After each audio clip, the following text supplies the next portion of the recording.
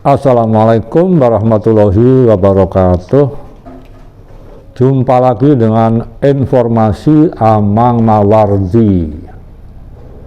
Kali ini saya akan bermonolog tentang perkembangan pandemi di tanah air kita, sebagaimana yang saya baca di media sosial seperti Facebook, WhatsApp, maupun berita-berita kematian yang saya dengar dari pengumuman dari toa yang ada di masjid komplek rumah saya. Nah, isinya beruntun tentang berita sakitnya teman, kenalan, kerabat, atau famili kita, yang kemudian sebagian dari yang sakit itu disusul dengan meninggalnya, dengan kematian beberapa orang yang jumlahnya melebihi, sebagaimana kita rasakan, melebihi dibanding saat sebelum COVID. Sehingga ada seorang teman di Facebook, saya sebut saja namanya Toto Sonata. Beliau seorang wartawan, seorang penyair yang mengatakan bahwa pada akhirnya berita-berita kematian tentang COVID yang dialami oleh orang-orang terdekat kita menjadi hal yang biasa-biasa saja. Apakah ini mengurangi kepekaan kita? Kemarin saya baca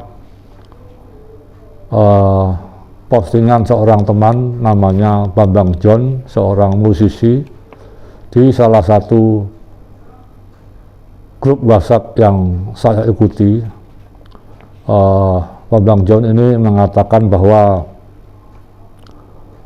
yang mengkhawatirkan adalah siapapun yang lolos ujian sampai berakhirnya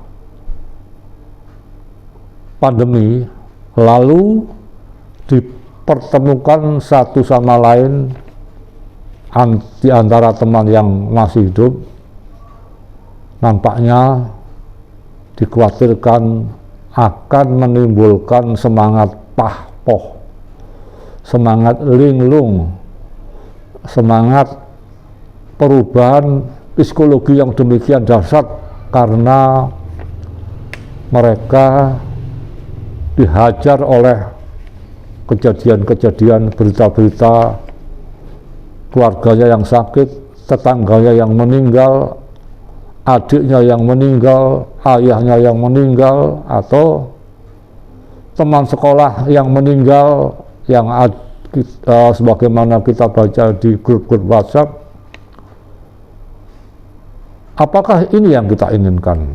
Tentu saja tidak, semoga saja tidak. Karena begitulah, orang kalau dihajar oleh berbagai tekanan bisa saja menimbulkan sesuatu yang membodohkan kita. Bagaimana cara untuk mengatasi itu? Ada yang nyeleduk di WhatsApp segrup yang tadi postingannya disampaikan oleh Bambang John, bahwa mungkin cara mengatasi serangan bertubi-tubi ini antara lain dengan berdoa, kontemplasi, zikir, atau yoga, atau barangkali selalu menjaga kesadaran sebagaimana yang telah disampaikan oleh dramawan B.S. Rendra, bahwa selalu menjaga kesadaran adalah upaya supaya kita tetap sehat, tetap waras psikologi kita. Demikianlah teman-teman, inilah barangkali yang bisa saya sampaikan. Bisa juga diharapkan menjadi renungan, atau barangkali tidak, ya monggo terserah. Karena apapun kejadian yang selama 1,5 tahun ini menimpa kita dengan COVID, dengan pandemi yang dulu ketika berlangsung sekian bulan kita prediksi sebagaimana kita baca di sejumlah berita bahwa puncak kurva akan terjadi pada bulan Juli Agustus tahun lalu, tahun 2020. Diperkirakan yang menderita COVID yang dijangkiti pandemi tercatat sekitar 70.000 orang se-Indonesia.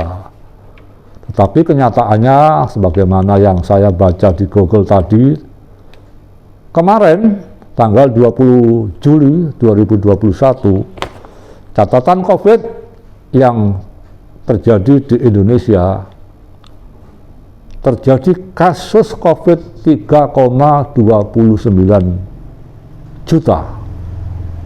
Kemudian yang sembuh 2,64 juta.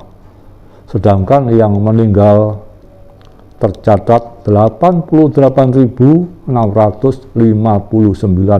orang meninggal. Padahal sebagaimana yang tadi saya sebut, pada titik kurva bulan Juli Agustus tahun lalu diperkirakan yang terjangkit ini ya sekitar 70.000. Tetapi kenyataannya angka COVID terus naik hingga kita tidak tahu kapan titik kurva, kapan anti klimaknya akan menurun kemudian menjadi landai. Tentu harapan kita semua mudah-mudahan sebagaimana pernah disampaikan oleh Pak Jokowi bahwa mudah-mudahan nanti pada akhir tahun ini sekitar 60% penduduk Indonesia sudah divaksin, karena vaksin ini adalah salah satu cara untuk menangkis serangan virus corona. Demikianlah teman-teman, wassalamualaikum warahmatullahi wabarakatuh.